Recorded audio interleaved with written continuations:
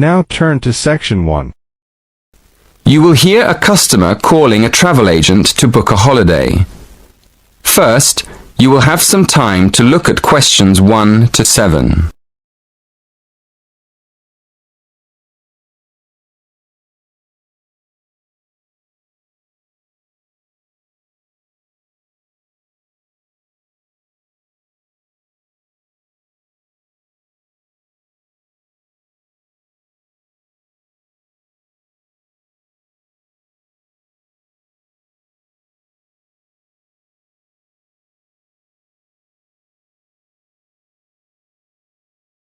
Now listen carefully and answer questions 1 to 7.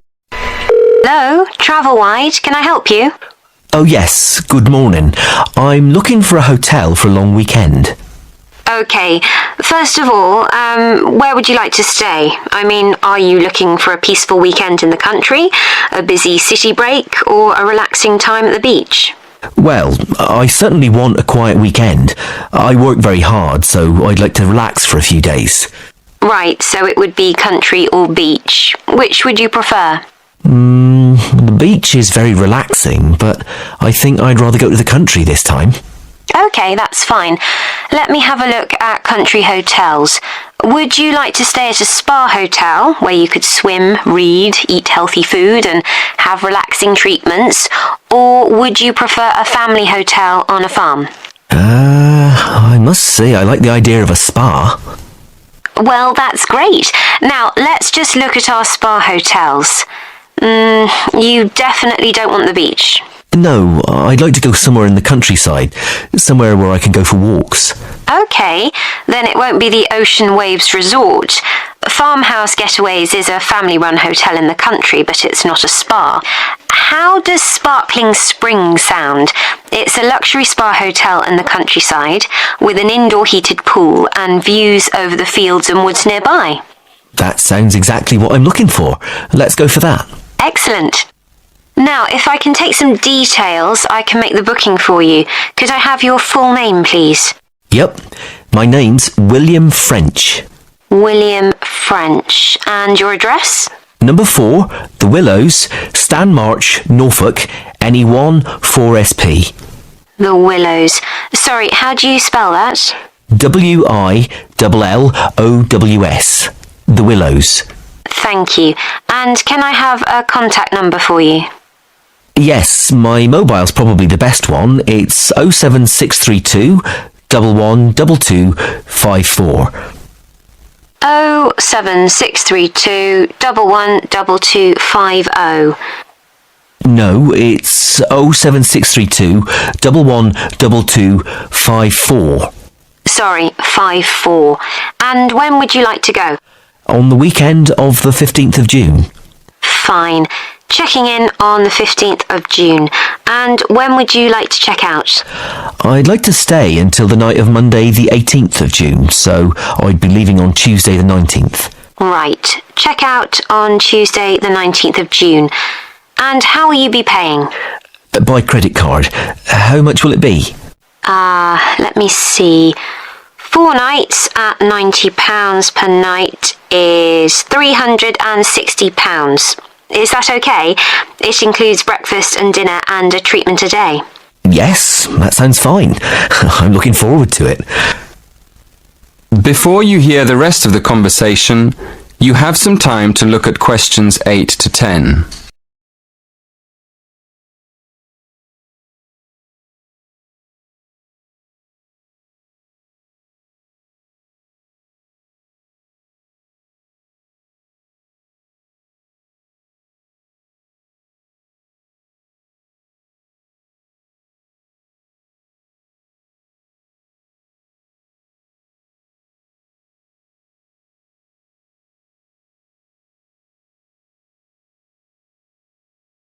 Now listen and answer questions 8 to 10.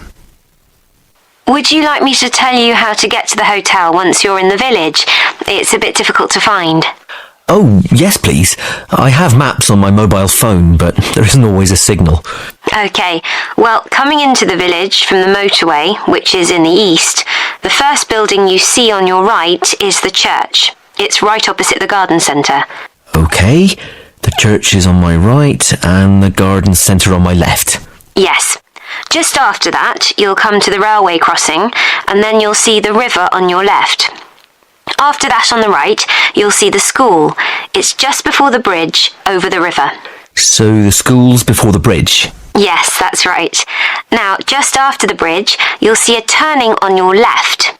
Take that and follow the road through the fields. On your left, between the road and the river, you'll see a lot of vegetable gardens. Just keep going down the road to the end. It leads straight into the car park at the spa. You can't miss it. It's at the end of the road. Thank you very much for your help. My pleasure. That is end of section 1. You now have half a minute to check your answers.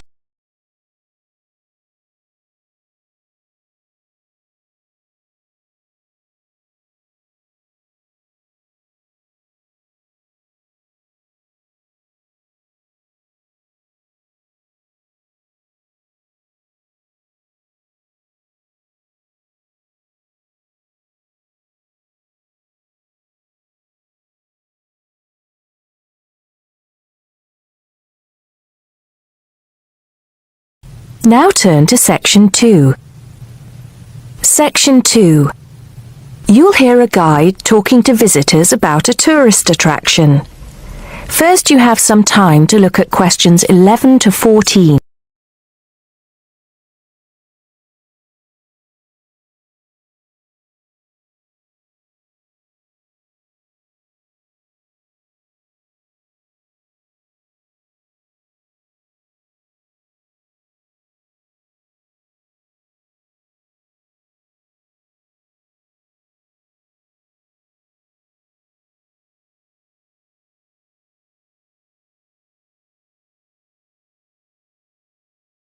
Now listen carefully and answer questions 11 to 14.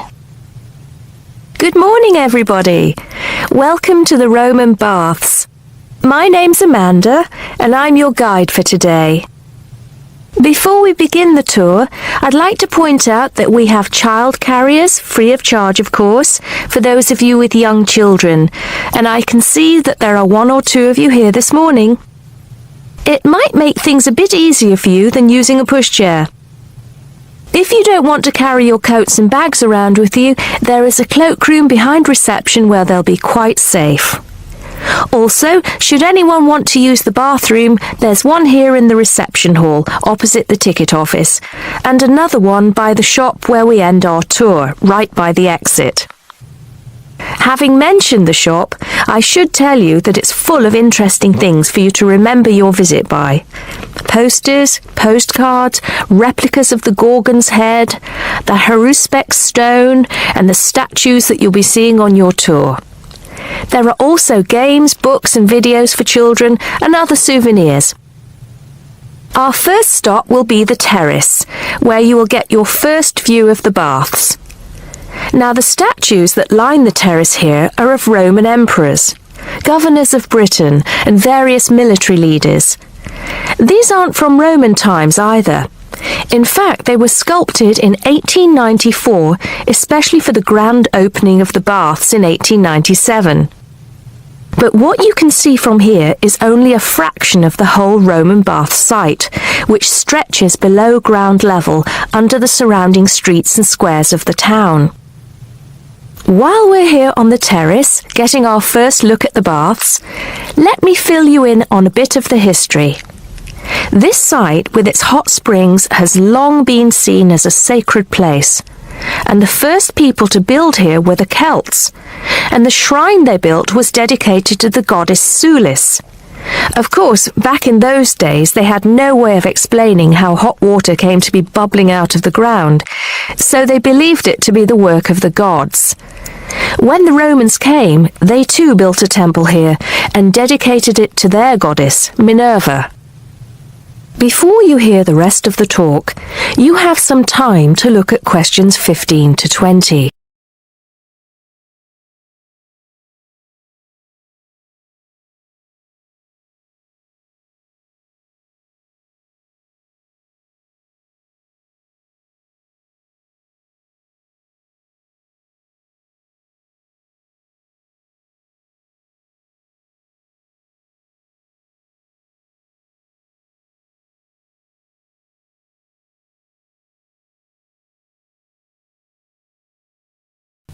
Now listen and answer questions 15 to 20.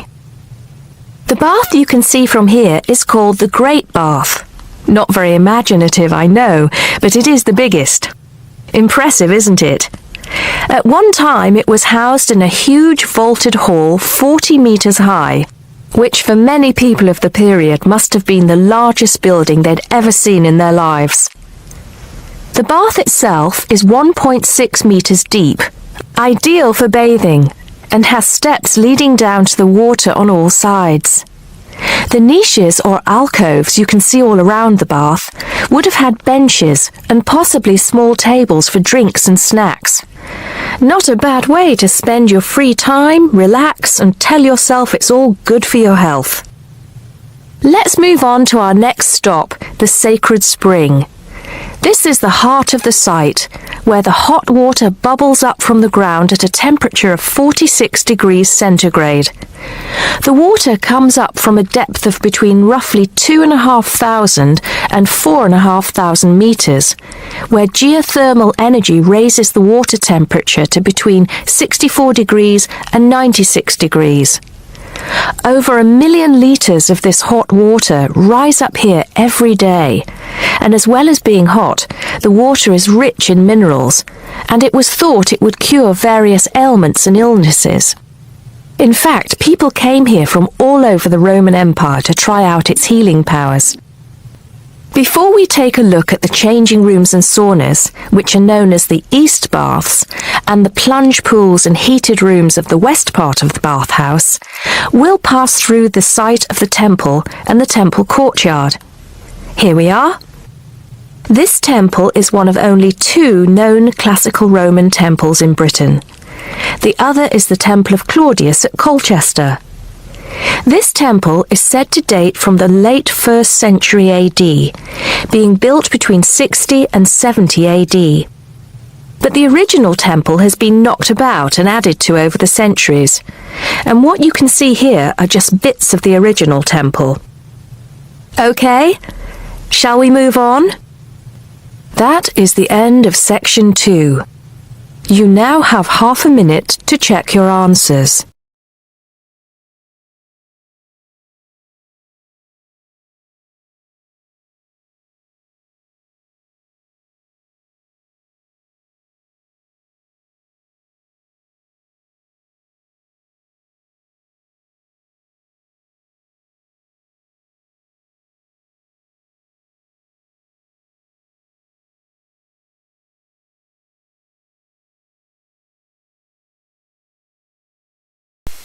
Now turns to part 3.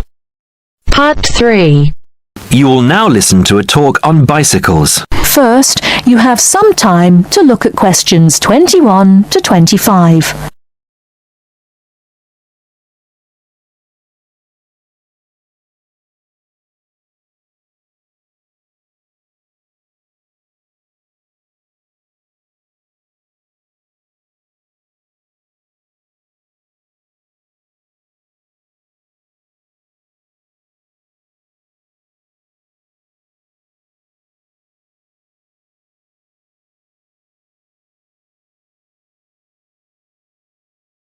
Now listen carefully and answer questions 21 to 25.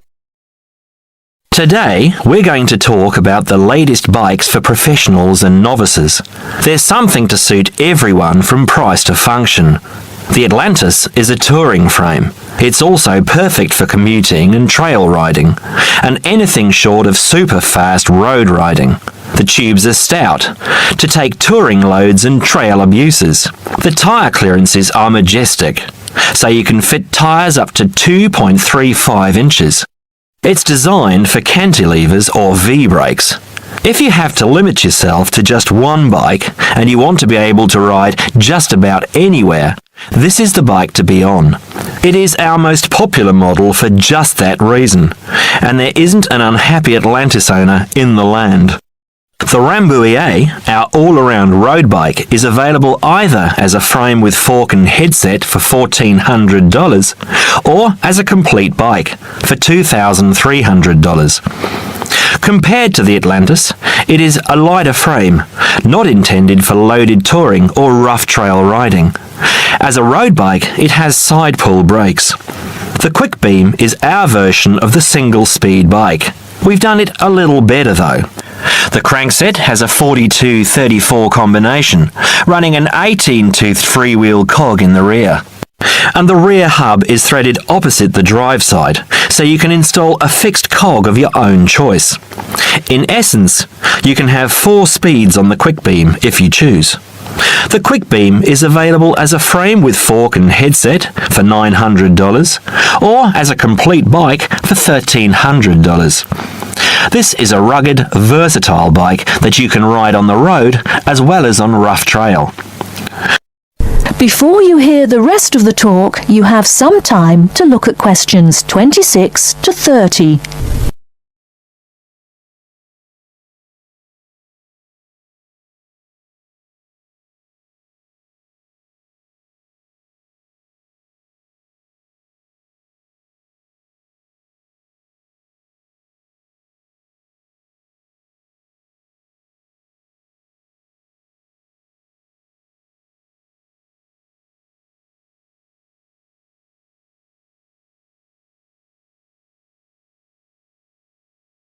Now listen and answer questions 26 to 30.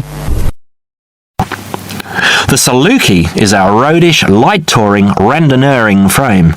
It's designed for 650B wheels. If 650B means anything to you, you'll either love it or think it's marketing suicide. If you're new to 650B and a follower, you won't want it. If you're new and a rebel, you will. Now, I'll just talk a little about saddle comfort. The road bike, for the most part, has turned into a high-tech, uncomfortable machine, and the proof is all around us. Look through any bike magazine or catalogue, and you'll see the saddle up to 6 inches higher than the handlebars. It is impossible to be comfortable on such a bike. It forces you to lean forward, putting more weight on your groin, hands and arms. People ride these bikes with straight, locked-out arms and wake up with aching backs. They endure it, get used to it, or buy recumbents. When we custom design a bike for you, you'll be able to get a comfortable position. Your back will be between 45 and 50 degrees, and there will be a noticeable bend in the arms. And most importantly, your arms won't be supporting your body weight. You won't have to look up to look ahead, because you won't be hunched over and low. That means our bikes are more accessible for riding on the flats, or even for short climbs. We consider this when we design and build your custom frame. That is the end of part 3. You now have half a minute to check your answers.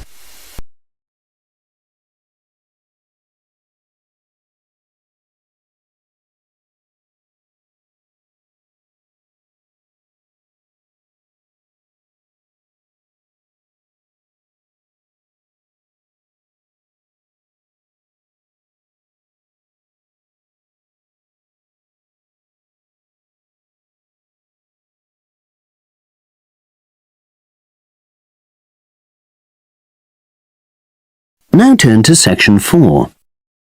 You will hear a wildlife expert giving a talk to a group of bird lovers in the UK about a species called the tawny owl. Before you listen, you have some time to look at questions 31 to 40.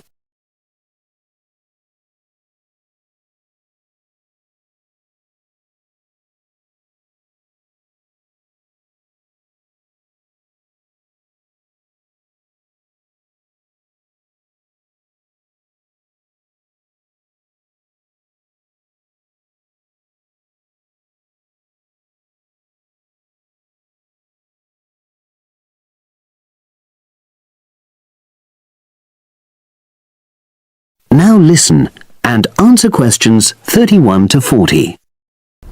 Good evening, everyone. You're all likely to be familiar with pictures of the tawny owl. Because of all the owl species in the UK, it's actually the most common one.